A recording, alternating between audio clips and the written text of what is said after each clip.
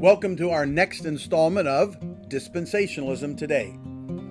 In our videos from all the way in the beginning, we've been setting a foundation for the belief in a dispensational perspective on Scripture.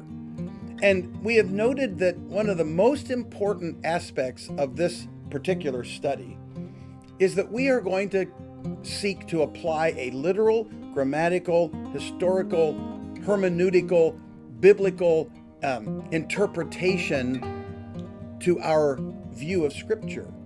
And I believe that if we just simply do that, walking through the pages of Scripture, applying that hermeneutic in a very consistent way, these things that we're looking at will begin to emerge from the text of Scripture. Now, we've already looked at the first four dispensations. We looked at the dispensation of innocence during the time of the Garden of Eden. We looked at the dispensation of conscience, the post-fall, pre-flood world. We looked at the dispensation of human government, which was the post-flood, pre-call of Abraham world. And then we looked at the dispensation of promise, which is the Abrahamic time frame of the promises made to Abraham carried out through Isaac and Jacob and the 12 sons. And we said those time frames as it rolled on were times to demonstrate that God could give mankind a law, a commandment, an expectation, and in each case they failed. Adam and Eve failed to keep the commandments given to them. The people on earth before the flood failed to let their conscience be their guide, as it were. The people under human government demonstrated that they cannot be assumed to keep a law, even if they're governing themselves. And the dispensation of promise, though God spoke directly to someone, doesn't mean that they are necessarily going to keep what God said. This morning we actually will pick up the dispensation of law, number 5, really in Exodus chapter 1. Even though I think the dispensation of promise actually will go all the way until God really gives the law in chapters 19 and 20 of the book of Exodus, I'd like for you to just pick up with me in Exodus chapter 1, because we meet the man in Exodus chapter 1, of the baby at least, in Exodus 1 and 2 that tell us about the birth and those early years of the one named Moses. You know, isn't it interesting that once again, God never forgot his people. They were in captivity in Egypt.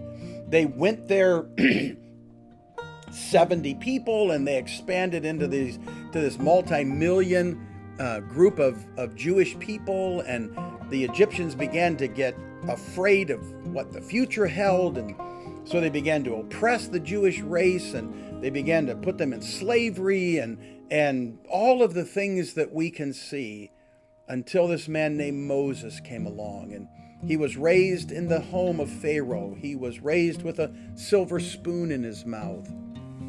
And as Moses got older and older, he understood that his background was not Egyptian. He understood that his background was identified with the Jewish people. And as that all rolled on, God came to Moses at the burning bush and called Moses to serve him. And he had to stand up against his own adopted family, as it were. He had to say some very difficult things when he stood before Pharaoh and said, "God said, let my people go." Well, Moses, as the book of Hebrews tells us, forsook the pleasures of sin for a season, and he began to lead the children of Israel. They didn't like it at first, and then when it all finally rolled out, that they were finally free from Egypt, the Exodus finally occurred. They got to safety. The Egyptian army and they were floating in the Red Sea, and so Moses and the people of Israel began to journey back home, as it were. Well, as Moses was leading the people, you remember they loved to complain and grumble, didn't they? In fact, Moses wasn't too good himself at sometimes murmuring, but God took Moses up on the mountain to give him the law. You know, we have all grown up probably hearing about the 10 Commandments. Well, the 10 Commandments are recorded for us in Exodus chapter 20. And in Exodus chapter 20, the 10 Commandments are listed out for us. And we remember the story how that God with his own finger wrote them on the tablet. And Moses came down from the mountain and saw the children of Israel worshiping around the golden calf, and he threw them down, and they were destroyed. And then God took Moses back up and gave him the law again. Well, some brilliant scholars down through the years, Jewish and otherwise, will tell us that there aren't 10 commandments actually in the law. There are 613 commandments. Someone has noted them all and listed out a list of 613 commandments. And God gave this law to the children of Israel to obey. Now, let's be clear about this. The law was never given to be kept in order to be saved. No one was ever saved by bringing a sacrifice to the tabernacle and or the temple. No one was ever saved by keeping the law. No one was ever saved by the works of the law. You were always saved by grace through faith. The law really was given for two reasons. Number one, it was given to demonstrate to man that he couldn't save himself. If you were to look down through the 10 Commandments, every one of us this morning, if we were honest, we'd have to say we've broken at least one of these commandments. Some of us can say, well, I never murdered, I never committed adultery, but it's things like stealing. Did you ever take a package of gum? Did you ever take something that wasn't yours? Or lying? Or did you ever tell a lie? I don't care whether you want to call it a white lie or whatever. A lie is a lie. The point is that if we break the law, any one of these, we demonstrate what our heart really is. In fact, the book of James says if you break the law in one point, you're guilty of it all. So the law was never given to be kept in order to be saved. It was given to demonstrate that mankind on his own can't ascend to God's perspective. He can't meet God's standard. But I think the law was given for a second reason.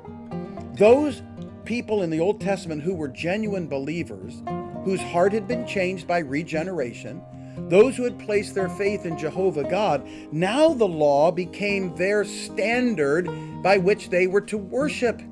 So that when they brought their sacrifice to the tabernacle or to the temple later on, it was to be a demonstration of their faith. The law of Moses then became the law of the land for the nation of Israel for the next 14 to 1500 years. Moses received the law. The Exodus was just in round numbers around 1450 BC.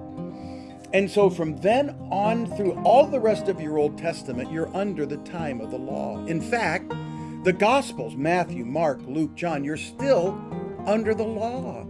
When Jesus came, the Jewish nation was still God's focal point. The law was still in existence. He came to the temple and worshiped. He brought his sacrifices. He was under the law. I like to say to people, when you're reading in the gospel records, Matthew, Mark, Luke, and John, you're reading an Old Testament book, as it were. I have had the privilege to preach through 3 of the Gospels in our church. I preach through the Gospels of John, Mark, and Matthew. I'm actually currently, as I make this video, I'm currently in the Gospel of Matthew, and I try to remind ourselves that we're still in the Old Testament era. That's why we meet them in the temple. That's why we meet them going to the synagogue. That's why the Jewish nation is still the focal point of God. So the time of the law was all the way until the next dispensation will come about, which is called the dispensation of the church. Now, in the videos that we'll make later, I'm going to come back for just a little bit to the concept of the dispensation of the law, because I need to make sure that we understand a very key element of the dispensation of the law. Whereas all the rest of them, when you move from the dispensation of innocence to the dispensation of conscience, to the dispensation of promise, to the dispensation, of human government, and then promise, and now to the law. In all of those others, when the one ended, the new one began. But the dispensation of the law is just a little bit different. We are no longer under law, we are under grace, and we're going to see that. But there's a little aspect that I need to make sure that we understand. So I'm going to leave that as a little bit of my tag to hopefully get you to join me in my next videos when we look at the dispensation of the church and we conclude with the dispensation of the kingdom, which is what we're focused on in all of our study. So for today, we can say that the dispensation of law with Moses and the children of Israel, they were to keep the law. There was a ceremonial law, there was a moral law, and there was a civil law. And all aspects were to be kept the same. So, I need to end for the day, but you join me the next time as we look at dispensationalism today. We'll come back a little bit to the law, but then we'll move forward to the church, and we'll end the last video with the kingdom. Thank you for joining me today on Dispensationalism Today.